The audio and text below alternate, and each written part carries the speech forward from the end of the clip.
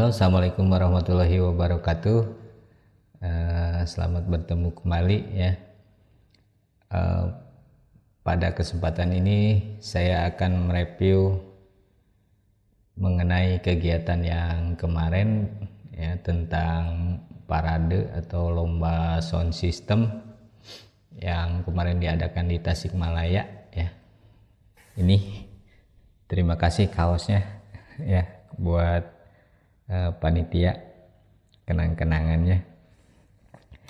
Di sini saya sudah membuat beberapa catatan. Saya akan mereview dari segi peralatan dan segi operator ya.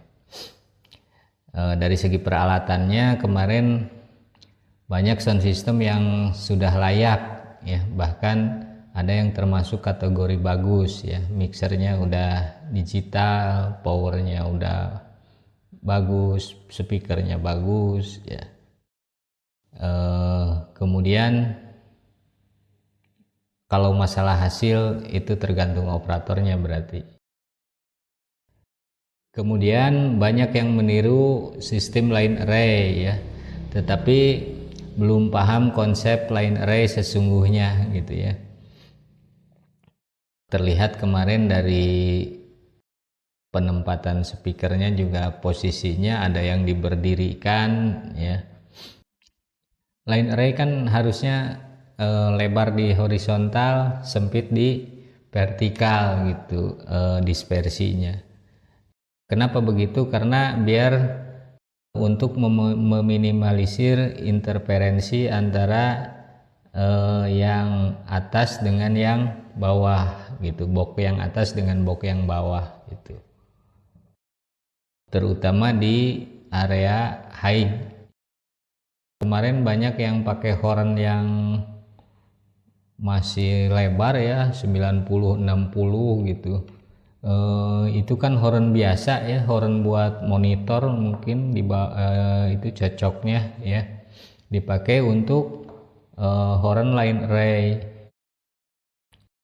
sehingga hasilnya ya seperti kemarin didengarkannya itu suara high-nya itu nggak karuan gitu ya, nggak detail.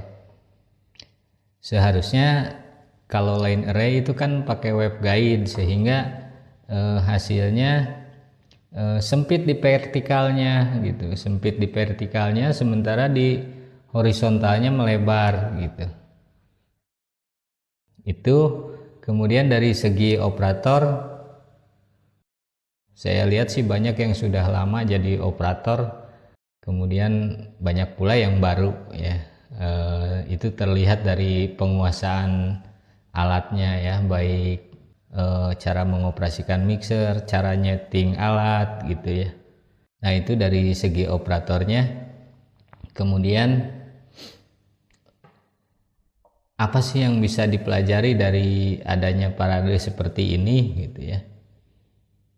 Pertama, kita mungkin belajar dari sound system orang lain yang lebih bagus gitu ya, baik juga dari operator orang lain, dari operator sound system lain gitu ya. Kita bisa melihat sendiri, bisa membandingkan dengan yang punya kita sendiri, apakah soundnya lebih baik atau lebih jelek daripada yang punya kita gitu ya. Hasilnya terutama ya, jangan lihat barangnya. Yang kedua, belajar dari kesalahan sendiri kemarin ya. Yang ketiga, belajar dari kesalahan orang lain. Kemudian, nah ini kesalahan-kesalahan yang kemarin terjadi yang dilakukan oleh operator saat lomba kemarin. Kemarin kan pas cek sound itu nyetel lagu bagus-bagus terdengarnya ya. Namun pada saat multi track kacau ya. Nah itu kenapa? Pertama, banyak yang tidak memperhatikan gain input. Gain input peak juga tetap aja dibiarkan gitu ya. Padahal di situ di mixer kan ada tombol PFL ya, Nah, itu fungsinya kan untuk mengecek input ya, seberapa besar input yang masuk ke mixer kita ya. Kemudian kalau terlalu besar ada tombol pad. Kemarin rata-rata mixer yang dipakai peserta rata-rata sudah ada tombol padnya. Memang ada beberapa mixer yang tidak punya fasilitas tersebut ya. Kemudian kemarin banyak yang tidak memaksimalkan fasilitas mixer juga ya, seperti tombol low cut itu kan kayak vokal, kemudian tak, tung, itu mesti di cut kan low-nya gitu ya. Kemudian suling ya, kemudian apalagi gitar itu low cut-nya mestinya ditekan ya, sehingga hasilnya akan lebih jernih gitu. Namun ada pula yang salah, malahan mungkin karena panik memakai mixer digital atau karena banyak yang nonton, malah keyboard ke low cut ya, sehingga suara bassnya kan dari keyboard kemarin ya itu nggak keluar gitu. Banyak yang seperti itu. Low cut-nya besar lagi di atas 150 ke atas, sehingga hasil suaranya kurang bagus gitu, padahal mixer digital. Nah, itu kesalahan operator bisa mengakibatkan hal seperti itu ya, bisa fatal hasilnya, nanti didengarkannya jadi nggak enak gitu, walaupun itu mixer digital gitu. Jadi yang analog pun sebetulnya bisa aja bagus gitu ya. Saya dulu garap waktu Palapa tahun 2000 berapa ya, mungkin 10-11 tahun yang lalu ya, itu masih pakai mixer Yamaha MG ya. Nah, jadi bukan jadi alasan ya apakah kita pakai mixer analog atau digital ya, seperti itu.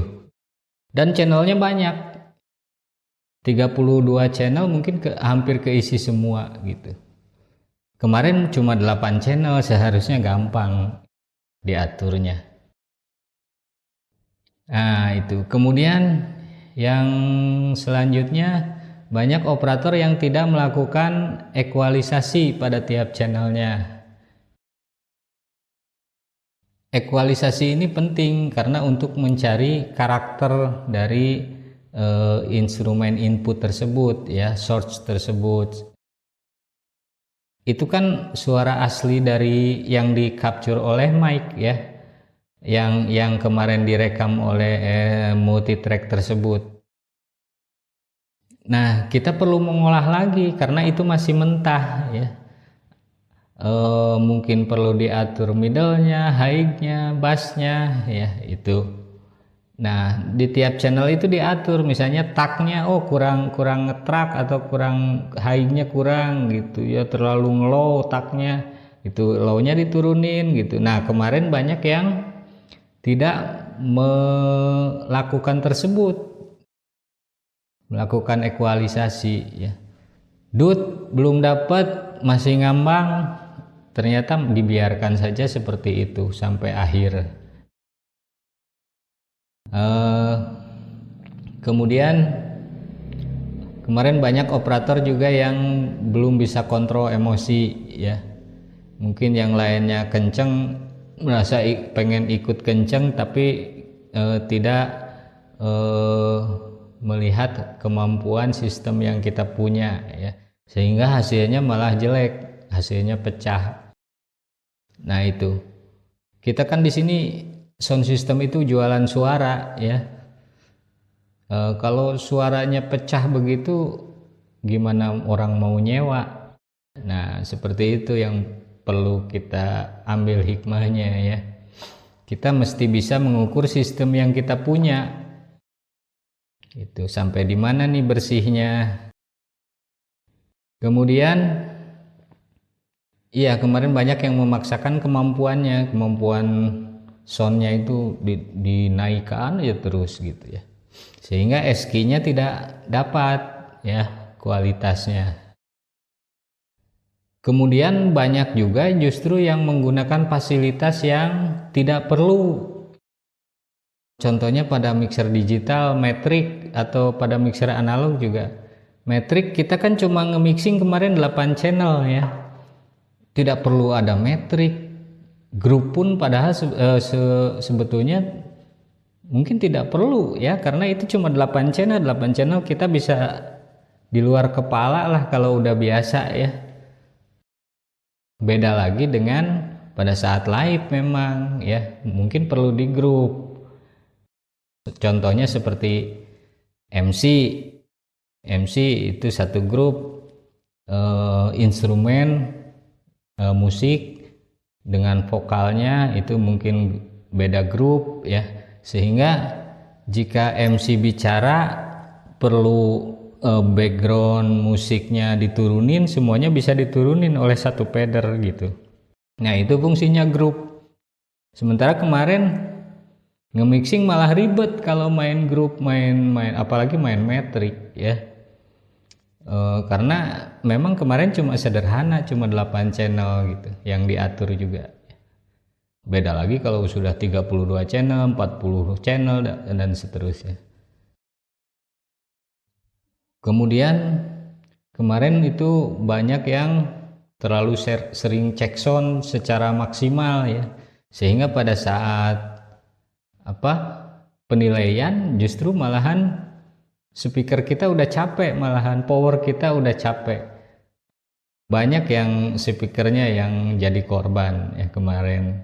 Kemudian powernya juga banyak yang ada yang protek, mungkin ada yang nggak hidup ya, kemarin ada kasus seperti itu. Nah itu review mungkin dari kegiatan kemarin ya. Semoga kita bisa mengambil hikmahnya dari kesalahan-kesalahan yang dibuat oleh kita sendiri atau rekan-rekan kita ya, sehingga nanti hasilnya pada saat di rental akan lebih baik lagi gitu. Pada saat di rental itu tidak ada alasan hasilnya jelek, tidak ada alasan apapun ya, harusnya hasilnya bagus gitu. Mau itu pakai mixer analog atau power rakitan ya, sama saja.